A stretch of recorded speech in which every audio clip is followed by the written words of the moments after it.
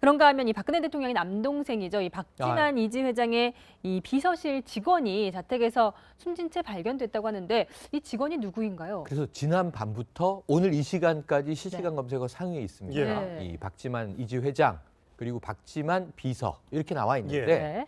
어제 밤 사이에 계속 이 사건을 들여다보다 보니까 이게 너무 이상한 일이잖아요. 네. 연초에. 예. 그런데 이 박지만 회장의 수행비서다. 박지만 회장의 운전기사다. 네. 10년간 밀착 수행을 했다. 그러니까 뭔가 이 또 대통령의 이 친동생 네. 측근의 여러 가지 문제들을 아는 인물 아니겠느냐. 네. 네. 그러니까 의문사다 이랬는데 예. 네. 유족이 밝힌 바는 수행비서는 아니고요. 예. 운전기사 아닙니다. 예. 네. 지난 10년간 박지만 회장 이지그룹의 비서인 건 맞아요. 예. 비서실 직원. 비서실 직원이라 네, 해야 네, 정확한 비서실 거죠. 직원. 예. 밀착 이 수행을 했던 인물은 네. 아닌 것으로 유족도 그렇게 얘기를 했고 예. 회사도 그렇게 발표를 했습니다. 네. 그래서 어찌 보면은 지금 현재는 총무 관리를 하고 있는 네. 그러한 이제 직원이고 수행하는 비서는 아니다. 예. 비서실에 10년간 근무한 건 맞다. 예. 네. 근데 문제는 연말에 하필이면 가족이 있는 분이에요. 네. 40대 중반입니다. 네. 그러니까 딱 45살 가장인데 하필이면 연말에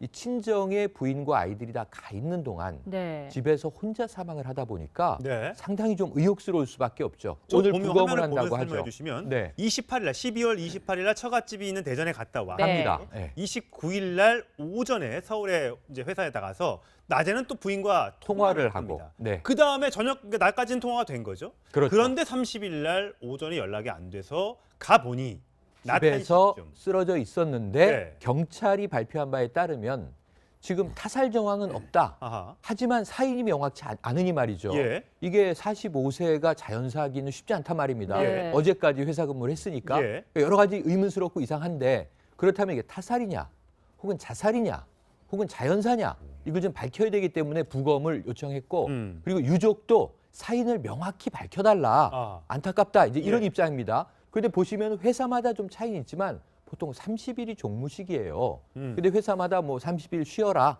하루 붙여서 이 주말이 어차피 연말 연시니까 29일에 종무식을 하는 회사도 있어요. 이건 이지에서 좀 밝혀줘야 될 것 같은데 29일에 근무한 건 사실인 것 같고 예. 그날 연락이 마지막이었고 30일의 행적은 네. 밝혀지지 않은 상황에서 자택에서 숨졌다. 예. 네. 그래서 지금 네티즌들이 안 그래도 한 일주일여 전에 이 다큐멘터리 이 탐사보도 프로그램에서 네. 대통령 오촌 형제간 뭐 살인 사건 예. 예. 사실은 이게 정확치 않은데 근데 경찰은 뭐라고 밝혔냐면 의혹만으로 재수사할 순 없다. 그래서 이렇게 얘기를 했단 말이에요. 네. 근데 또 이게 대통령 일가 측근에서 이런 일이 벌어지다 보니까 네. 연초에 뭐 대통령도 직무 정지 상태인데 네. 좀 민심이 흉흉한 것은 사실입니다. 네. 근데 이게 중간에 결정적 계기는 있어요. 정언도 있고. 왜냐하면 29일부터 30일 사이에 숨진 것으로 보이는데 29일 저녁에 송년 모임이 있었잖아요. 예. 그렇죠. 그 송년 모임에 안 갔어요. 몸이 안 좋아서. 그럼 몸이 안 좋다면서 안 갔어요. 예. 그리고 평소에 지병은 고혈압이 있었어요. 네. 뭐 고혈압이 있다고 해서 뭐 반드시 무슨 사고를 당하라는 법은 없지만 예. 네. 고혈압이 있는 데다가 본인이 송년 모임에 몸이 안 좋다고 사실 40대 중반이 뭐 이렇게 몸이 안 좋아서 송년 모임을 안 갈 정도는 아니거든요. 네. 그러니까 예. 아마 그 컨디션의 여러 가지 상태가 좀 안 좋았던 건 사실인 것 같고 그래서 그 송년 모임을 안 가고 집에 갔다가 발견된 건 이제 그 다음 날에 네. 발견된 거잖아요. 네. 예. 그러니까 그 사이에 뭔가 있긴 있었던 것 같은데 예. 타살 흔적은 없고 예. 그렇다고 유서도 발견 안 됐어요. 그렇죠. 네. 유서도 발견 안 됐으니까 뭐 예를 들어 자살 가능성도 자살 별로 없다. 가능성도 크지는 않다지. 예. 그거는 예. 뭐 모르는 거죠. 뭐 꼭 예. 유서 써놓고 자살하라는 법은 없지 않습니까? 예. 그렇다 보니까 이제 그 검찰은 부검을 해봐야 되겠다. 지금 네. 이렇게 나왔는데 그다음에 이제 아까 그 박근혜 대통령 오촌 조카와의 그 연관성을 얘기했는데 그 오촌 조카에 연관된 거기에 등장하는 그 사람은 그 정모 씨예요. 요 이지의 그 총무팀에 있었는데 정모 씨예요. 그런데 지금 이 주모 씨, 이 돌아가신 주모 씨는 정모 씨가 하던 일을 이어받아서 하는 사람이에요. 네. 묘하네요. 묘하긴 하지만 그러네요. 여하튼 그 직접 관련성은 직접 아니고. 관련성은 관련성은 없다는 없고, 직접 예. 관련성 네. 있는 사람은 정모 씨예요. 예. 근데 이렇게 돼 있는 아. 관계는 이렇게 돼 있습니다. 그러니까 야당에서는 이거 이상하다. 그렇죠. 그 오촌 관계에 있는 사람도 죽고 또 비서 총무실에 있는 사람도 죽고 또 이 사람도 죽고 계속해서 죽어서 이상한 사람들이 자꾸만 이 죽는 게 좀 모양새가 이상하다 그러면서 의혹을 제기했는데 오늘 아침 우상호 민주당 원내대표 얘기를 직접 들어보시겠습니다. 도대체 이 몇 번째 죽음입니까? 이 문제만큼은 좀 철저하게 수사를 해서 이 박지만 씨, 박근영 씨, 박근혜 대통령 주변에 오촌 조카 죽음까지 참으로 희한하게 숨진 이 사람들에 대해서 전면적인 재수사를 해야 된다. 저는 이렇게 생각합니다. 네.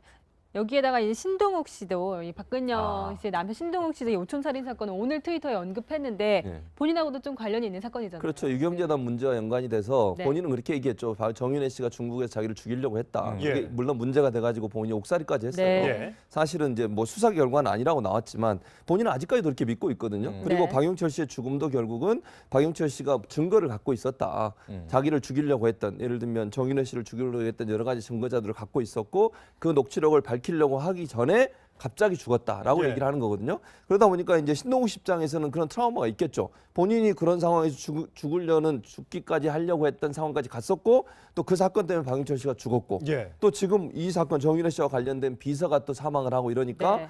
이제 신동욱 씨 입장에서는 그걸 연결을 시킬 수밖에 없는 것 예, 같아요. 제가 볼 예. 때는. 그러니까 물론 증거가 없기 때문에 지금은 네. 뭐라고 단정적으로 그렇죠. 얘기할 수는 없지만 여러 가지 정황상 유검 사건을 중심으로 해서 일어났던 이 박지만 씨와 관련된 여러 정황들로 봤을 때 이번 박지만 씨의 이 비서도 그 연장선상에서 타살될 가능성이 있지 않았나 하는 의문을 제시하는 것 같고 야당도 이제 그런 부분들을 문제를 삼는 것 같아요. 근데 사실은 경찰이 박용철, 박용수 이 두 사람의 사건을 제대로 잘 재수사해서 명확하게 해주면 사실 이 네. 문제가 나타나지 않을 수 있잖아요. 그런데 아직까지도 이 문제에 대해서 계속 문제를 제기하고 있고 지난번 탐사 보도에서 여러 가지 그 자료들을 얘기했지 않습니까? 네. 예를 들면 산에 올라갔는데 2명만 올라간 게 3명이 올라갔다. 또 죽이고 나서 자기가 2km, 3km를 더 산에 올라가 자살을 했다. 이것도 예, 이상하다. 예. 여러 가지 그 의문점이 많은 부분들을 명확하게 다시 재수사할 필요가 있다고 생각이 예. 듭니다. 근데 분명하게 우리가 사실관계는 좀 확인을 하고 넘어가야 할 것 같은데 자, 이 사건과 이 오촌간 그 사망 사건과 관련해서 검찰이 2번 조사를 했어요. 네. 예. 한 번 조사를 해서 결론을 냈었고 그 부분에 관해서 또 끊임없이 의문을 제기했고 아까 그 의문이 아니고 이제 다른 기자가 네. 의문을 제기해서 그 부분에 관해서 또 한 번 재수사를 했어요. 네. 했는데 거기서 별다른 의문이 없다고 이제 일단 이렇게 일단락을 시켰죠. 형제간의 그냥 다툼에 의한 그렇죠. 타살과 자살이다. 그렇죠. 아니 그리고 이제 그날 여러 가지 그 범행 도구 같은 걸 어디 철물점에서 사고 이런 것까지 예. 다 확인이 됐어요 일단. 자 그런데 지금 와서 이제 또다시 예. 의문을 제기하는 거란 예. 말이죠. 그러니까 이 2번의 그 검찰 경찰 조사를 다 뒤엎을 만한 증거라고 저는 보지 않아요. 그렇기 때문에 앞으로 경과를 조금 더 지켜보자고요. 예, 근데 하여튼 이 숨진 주모 씨가 카카오톡 프로필 메시지 사실 별건 아닌데 네. 이 꼭 돌아가시거나 뭐 사고가 있으면 이게 자꾸만 해석이 다른 데로 간다는 말이죠. 어제는 역사고 내일은 미스터리이며 오늘은 선물이다. 저렇게 얘기를 써놨기 때문에 굳이 저분이 혹시 자살을 했거나 뭐 이렇진 않았겠느냐라는 의혹을 제기하고 있는 거죠. 사실 저 카톡에 옆에 이렇게 써놓는 것들은 저렇게 저런 얘기 잘 안 써놓거든요. 그렇죠. 가족들 보통 얘기하거나 안 써놓는 분들이 대부분이고 예. 써놓는다 그래봐야 좀 좋은 얘기들 많이 써놓는데 그렇죠. 네. 여기 뭐 어제는 역사이고 내일은 미스터리이고 오늘은 선물이다. 오늘은 선물이다까지 괜찮은데 내일은 미스터리고라는 부분이 굉장히 좀 의미심장해 보이긴 하는데 이런 것 때문에 지금 굉장히 어제부터 오늘까지 계속 이 상위권에 네티즌들이 올려놓고 있는 이유가 실시간 검색어로 올려놓으니까 그런 것 같은데요. 근데 저는 그 아까 말씀하셨던 그 오촌 살인 사건 그리고 자살 사건 관련해서 좀 이해 안 되는 부분이 몇 개 아까 말씀하셨던 것들이 좀 있긴 있어요. 예. 네. 그러니까 한 명을 죽이고 자살하는 과정에서 굳이 그 깜깜한 밤에 산 위까지 올라가서 목을 메고 유서도 애매한 유서를 놓고 있었다. 근데 분명히 산에 올라갈 때 이 카운트가 되는 기계가 있더라고요. 그 당시에. 예. 근데 그거를 왜 검찰은 보지 않았나 좀 그런 의구심이 드는 게 그 올라갔을 거니까 사망 추정 시간 그 새벽에 뭐 누가 산에 올라가겠어요? 보니까 3명이 동시에 따다닥 찍힌 거예요. 아하. 그럼 혼자가 올라가서 자살한 게 아닌 걸로 볼 여지가 많은데 그런 부분에 대한 추가사가 이루어지지 않다 보니까 여러 곳에서 지금 의혹 제기를 하는 것 같고요. 그럼 보도도 마찬가지고 예. 주진우 기자도 마찬가지고 김원준 총수도 마찬가지인 것 같은데 그러다 보니까 오늘 또 주진우 기자하고 김원준 총수가 이런 얘기 썼더라고요. 나는 자살하지 않습니다. 그럼 뭔 말이에요, 그거는? 그러니까 혹시나 이렇게 지금 그러니까 자살로 위장해서 나를 죽일 수 있다라는 취지. 아. 그러니까 네. 지금 뭔가 거대한 음모가 있다는 취지의 글을 올리는데 아. 물론 아직까지 명확하게 사실관계 드러난 게 아니고 또 이 지금 주모 비서관 역시 뭐 지금 일단은 뭐 지금 현실적으로 자연사에 따라 보는 게 맞을 가능성이 높긴 하나 참 이상하긴 이상한 게 많이 이 주변에서 일어난다라는 생각을 지울 근데 수가 그 외에 오촌 조카 형제의 죽음에는 그러니까 형제간의 이제 이 사촌이죠. 둘은 사촌 사이입니다. 그렇죠. 예. 사촌 형이 사촌 동생을 살해하고 평소에 이제 불만이 많아서 근데 또 주변 지인은 사이가 좋았다는 지인도 있고.